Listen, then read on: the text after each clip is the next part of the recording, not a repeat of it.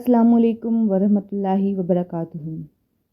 کبھی کبھی قرآن میں ایسی ہستیاں بیان کی جاتی ہیں جو بظاہر ایک راز کی طرح لگتی ہیں، ایسی شخصیت جن کی حقیقت جاننے کے لیے صدیوں سے لوگ تحقیق کرتے آ رہے ہیں۔ انہی میں سے ایک ہیں ذوالقرنین۔ اللہ تعالیٰ نے سورہ کہف آیات 83 سے 98 میں ان کا ذکر فرمایا۔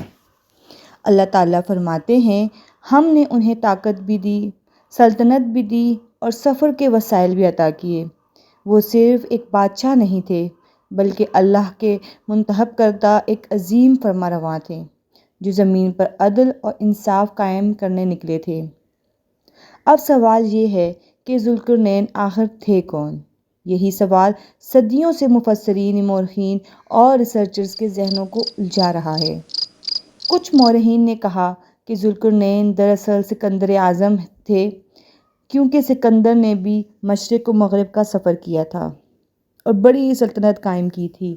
لیکن ایک مسئلہ ہے، سکندر اعظم مشرک تھا، اس نے یونانی معبودوں کی عبادت کی، اور قرآن ذوالقرنین کو ایک موحد اور نیک فرمانروا کے طور پر پیش کرتا ہے، اس لیے یہ نظریہ زیادہ مضبوط نہیں لگتا۔ اب آتے ہیں دوسری رائے پر۔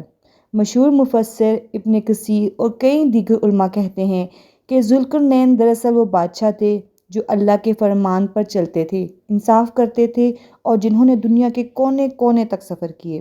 کچھ جدید محققین کا ماننا ہے کہ یہ ذوالقرنین دراصل کوروش تھے جو ایران کے ایک عظیم بادشاہ گزرے تھے۔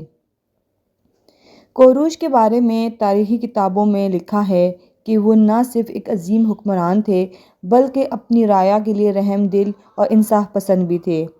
اس کے تاج پر 2 سینگوں جیسی علامت تھی اور کچھ مورخین کہتے ہیں کہ اسی وجہ سے انہیں ذوالقرنین یعنی 2 سینگوں والا کہا گیا۔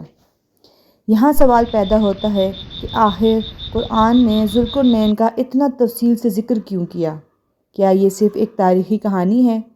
نہیں، بلکہ ذوالقرنین کا کردار ہمیں یہ سکھاتا ہے کہ طاقت اور اختیار ملنے کے باوجود اگر انسان اللہ کا وفادار رہے تو وہ دنیا کے سب سے عظیم لیڈر بن سکتا ہے۔ ذوالقرنین کی زندگی صرف ایک بادشاہ کی کہانی نہیں، بلکہ یہ ایک ایسے مسافر کی داستان ہے جو اللہ کی طاقت اور عدل لے کر پوری زمین کے کناروں تک پہنچا۔ قرآن میں ان کے 3 بڑے سفر بیان کیے گئے ہیں۔ پہلا سفر ذوالقرنین نے اپنے لشکر کے ساتھ مغرب کی طرف نکلے۔ وہ چلتے گئے حتیٰ کہ وہاں پہنچے جہاں سورج ڈوبتا ہوا نظر آتا تھا۔ قرآن بیان کرتا ہے کہ یہ وہ جگہ تھی جہاں سورج گویا کیچڑ والے چشمے میں دھنس رہا ہو۔ یہ منظر دراصل دنیا کے کونے پر موجود ایک بڑا سمندر تھا، شاید بحیرہ روم۔ وہاں انہوں نے ایک قوم دیکھی۔ اللہ نے انہیں اختیار دیا کہ چاہیں تو ان کے ساتھ سختی کریں، چاہیں تو نرمی۔ ذوالقرنین نے عدل کے ساتھ فیصلہ کیا، جو ظلم کرے گا اسے سزا ملے گی، اور جو ایمان لائے گا اور نیک عمل کرے گا اسے انعام ملے گا۔ یہی ان کی قیادت کا کمال تھا، طاقت کے باوجود انصاف کو مقدم رکھنا۔ اس کے بعد ذوالقرنین نے دوسرا سفر مشرق کی طرف کیا۔ چلتے چلتے وہ ایک ایسی قوم تک پہنچے جن کے پاس سورج کی تپش سے بچنے کے لیے نہ کوئی مکان تھا، نہ درخت، نہ پہاڑ کا سایہ۔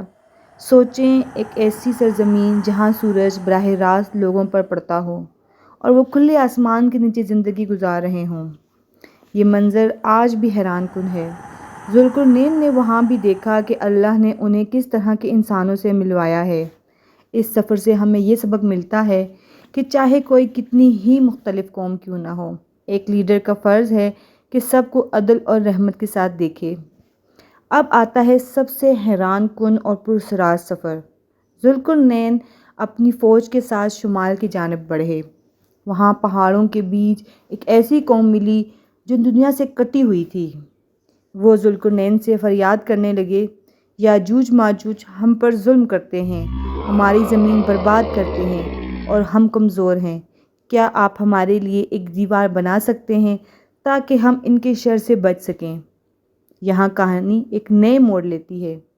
یاجوج ماجوج ایک وحشی اور تباہ کن قوم تھی جنہیں روکنے کے لیے پوری انسانیت بے بس تھی۔ لیکن ذوالقرنین نے اللہ کے حکم سے کہا، میں تمہیں دیوار بنا کر دوں گا، مگر اللہ کی دی ہوئی طاقت اور علم کے ذریعے۔ پھر انہوں نے لوہے کے بڑے بڑے ٹکڑے پہاڑوں کے درمیان رکھے اور ان پر پگھلا ہوا تانبا ڈال دیا۔ ایک مضبوط دیوار بن گئی، ایسی دیوار جسے یاجوج ماجوج نہ پھاڑ سکے، نہ اس پر چڑھ سکے۔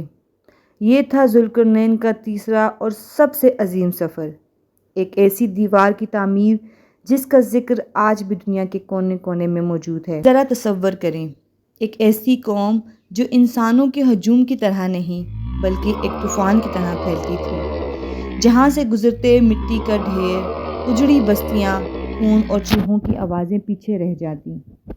قرآن نے ان کے بارے میں صرف ایک جملہ کہا، وہ زمین میں فساد مچاتے ہیں، بگاڑ پھیلاتے ہیں، لیکن رسول اللہ صلی اللہ علیہ وآلہ وسلم نے ان کی ہیبت اور بھی کھول کر بیان کی۔ آپ صلی اللہ علیہ وآلہ وسلم نے فرمایا کہ وہ اتنے زیادہ ہوں گے کہ انسان گن نہ سکیں، ان میں کچھ اتنے بڑے ہوں گے کہ ان کے کان زمین پر گھسیٹتے ہوں گے۔ سوچئے، ایک ایسا لشکر جو سمندر کی لہروں کی طرح بے قابو اور ان گنت ہے۔ ایک اور حیران کن حدیث میں ہے کہ جب وہ جھیل تبریہ پر آئیں گے تو ایک گروہ پورا پانی پی جائے گا، جو بعد میں آئے گا وہ حیرت سے کہے گا یہاں کبھی پانی تھا ہی نہیں۔ سوچئے، ایک پوری جھیل ایک لمحے میں خالی۔ یہی تھے یاجوج ماجوج، وہ قوم جس نے دنیا لرزتی تھی، وہ ہجوم جو اپنے پیچھے صرف بربادی چھوڑتا تھا۔ پہاڑوں کے بیچ ایک چھوٹی سی قوم خوف میں جینے پر مجبور تھی۔ ان کے بچے چیختے تھے، ان کی مائیں ہر رات ڈرتی تھیں، اور ان کے کھیت یاجوج ماجوج کے قدموں تلے رون دیے جاتے تھے۔ وہ دوڑتے دوڑتے ایک دن ذوالقرنین کے در پر پہنچے اور کانپتی ہوئی آواز میں بولے، اے ذوالقرنین، یاجوج ماجوج ہمیں تباہ کر دیتے ہیں، ہمارے اور ان کے درمیان ایک دیوار بنا دیجئے، ہم آپ کو معاوضہ دیں گے، بس ہمیں ان سے بچا لیجئے۔ ذوالقرنین مسکرائے، انہوں نے کہا، مجھے تم سے کسی مزدوری کی ضرورت نہیں، اللہ نے مجھے طاقت دی ہے، تم بس میرا ساتھ دو۔ پھر منظر شروع ہوا، لوہے کی بڑی بڑی سلیں لائی گئیں، پہاڑوں کے بیچ کی وادی میں ایک کے اوپر ایک رکھی گئیں، یہاں تک کہ وادی بھر گئی۔ پھر ذوالقرنین نے کہا، آگ بھڑکاؤ۔ لوہا سرخ ہونے لگا، آگ کی لپٹیں آسمان تک پہنچنے لگیں۔ جب لوہا آگ کی طرح پگھلنے لگا تو اس پر تانبا انڈیلا گیا۔ تانبا بہہ کر لوہے کی دیواروں میں جا جما اور ایک دیوار وجود میں آئی، ایسی دیوار جو دنیا نے پہلے کبھی نہ دیکھی۔ قرآن کہتا ہے، یاجوج ماجوج نہ اسے توڑ سکے نہ اس پر چڑھ سکے۔ سوچیں، وہ قوم جو دنیا کے لیے خوف تھی، ایک لمحے میں قید ہو گئی۔ وہ چیخے دہاڑے، دیوار پر چڑھنے کی کوشش کی، لیکن سب ناکام ہو گئے۔ یہ تھی ذوالقرنین کی سب سے عظیم فتح، ایک دیوار جو صرف پتھروں اور لوہے کی نہیں بلکہ اللہ کی قدرت سے بنی تھی۔ صدیوں گزر گئے، دنیا کی سلطنتیں بدل گئیں، بڑے بڑے بادشاہ آئے اور مٹ گئے، لیکن یاجوج ماجوج، وہ قوم، وہ آج بھی کہیں قید ہے۔ کیا وہ کفکاز کے پہاڑوں کے بیچ ہیں، یا کسی ایسی وادی میں جہاں انسانوں کا قدم نہیں پہنچا؟ کیا وہ زمین کے اندر ہیں یا کسی ایسی دنیاوی سرحد پر جو ہم جانتے ہی نہیں؟ علم صرف اللہ کے پاس ہے، لیکن ایک بات پکی ہے، وہ ابھی بھی قید ہے۔ رسول اللہ صلی اللہ علیہ وآلہ وسلم نے فرمایا، ہر دن یاجوج ماجوج اپنی دیوار کو کترتے ہیں، کھودتے ہیں، توڑنے کی کوشش کرتے ہیں۔ وہ شام تک محنت کرتے ہیں، یہاں تک کہ ایک سوراخ بن جاتا ہے، لیکن جب رات آتی ہے وہ تھک کر چھوڑ دیتے ہیں، تو صبح ہوتے ہی وہ سوراخ پھر بند ملتا ہے۔ یہ سلسلہ یوں ہی چلتا رہتا ہے، لیکن ایک دن آئے گا، ایک دن جو تقدیر میں لکھا جا چکا ہے۔ اس دن وہ کہیں گے، کل انشاءاللہ ہم اس دیوار کو مکمل کر کے توڑ ڈالیں گے، اور بس یہ کہنا ہوگا کہ اللہ کی مشیت شامل ہو جائے گی اور وہ دیوار آخر کار ٹوٹ جائے گی۔ پھر کیا ہوگا؟ زمین پر ایک طوفان ٹوٹے گا، لیکن یہ بارش کا نہیں، انسانوں کا طوفان ہوگا۔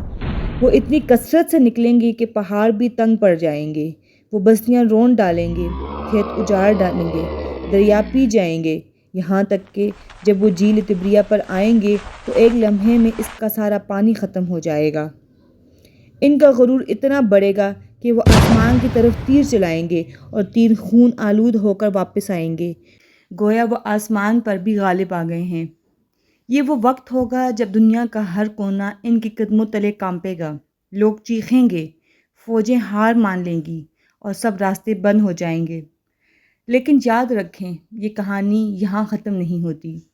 یہ وہ لمحہ ہے جب حضرت عیسیٰ علیہ السلام زمین پر ہوں گے۔ ان کے ماننے والے ایک پہاڑ کی پناہ لیں گے اور اللہ کے حضور دعا کریں گے۔ پھر اللہ ایک چھوٹی سی مخلوق بھیجے گا جسے کیڑے یاجوج ماجوج کی گردنوں میں لگ جائیں گے۔ ایک ہی رات میں وہ سب ایسے مر جائیں گے جیسے سوکھے پتوں کا ڈھیر زمین پر بکھر جائے۔ سوچیں، وہ قوم جو دنیا کو ہلا دینے والی تھی، جسے کوئی فوج نہ روک سکی، اللہ کے ایک اشارے پر صفحہ ہستی سے مٹ جائے گی۔ زمین ان کی لاشوں سے بھر جائے گی۔ پھر اللہ پرندے بھیجے گا جو اونٹوں کی طرح کے ہوں گے اور وہ ان کی لاشوں کو اٹھا کر سمندر میں پھینک دیں گے۔ اس کے بعد بارش ہوگی جو زمین کو دھو ڈالے گی اور دنیا پھر سے سرسبز ہو جائے گی۔ لیکن یاد رکھو، یہ قیامت کی بڑی نشانیوں میں سے ایک ہوگی۔ دوستو، ذوالقرنین کی کہانی صرف ایک تاریخی واقعہ نہیں بلکہ ایک سبق ہے۔ یہ ہمیں یاد دلاتی ہے کہ طاقت کا اصل مقصد انصاف اور کمزوروں کی مدد ہے۔ یاجوج ماجوج کی کہانی ہمیں یہ سکھاتی ہے کہ دنیا کا انجام قریب ہے۔ یہ زمین، یہ طاقت، یہ دولت سب فانی ہے۔ اصل کامیابی ایمان اور ایمان صالحہ میں ہے۔ اگر ذوالقرنین جیسے بادشاہ بھی اللہ کے حکم کے محتاج تھے تو ہم اور آپ کس شمار میں ہیں؟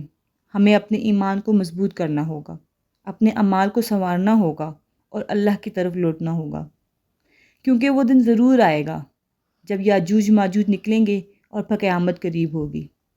دوستو، یہ تھی ذوالقرنین اور یاجوج ماجوج کی کہانی۔ کیا آپ نے کبھی سوچا ہے کہ اگر وہ آج نکل آئیں تو دنیا کا کیا حال ہوگا؟ کمنٹ میں ضرور بتائیے کہ آپ کا اس بارے میں کیا خیال ہے، اور یاد رکھیے، قرآن صرف کہانی نہیں سناتا، یہ ہمیں حقیقت اور سبق سکھاتا ہے۔